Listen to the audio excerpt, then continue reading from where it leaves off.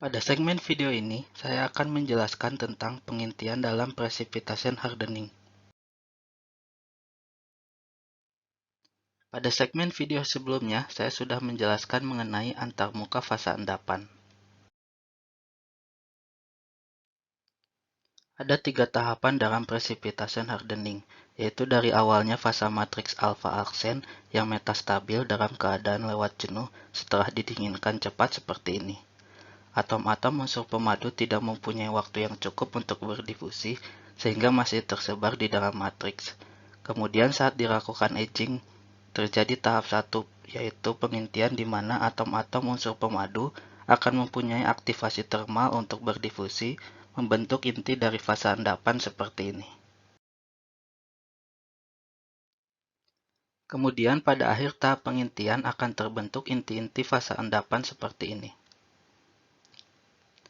Parameter dari tahap pengintian adalah inti kritis, di mana saat terjadi tahap kedua yaitu pertumbuhan partikel, inti yang berukuran lebih kecil dari inti kritis akan mengecil dan akhirnya larut kembali di dalam matriks.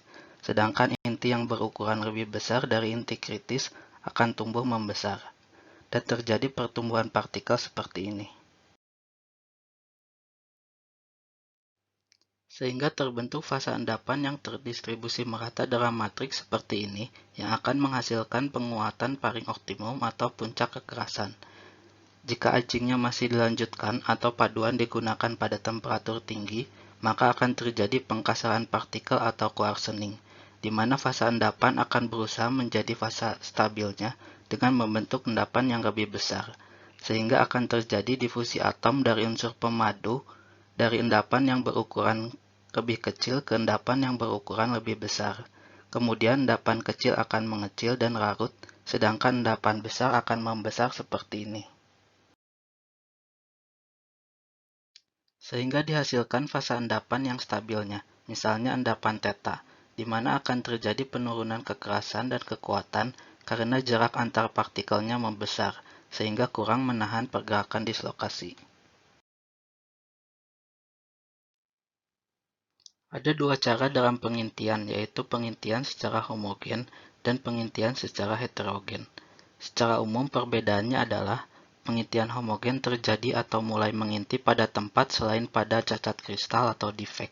Sedangkan pengintian heterogen terjadi pada cacat kristal, misalnya batas butiran, dislokasi, dan lain-lain.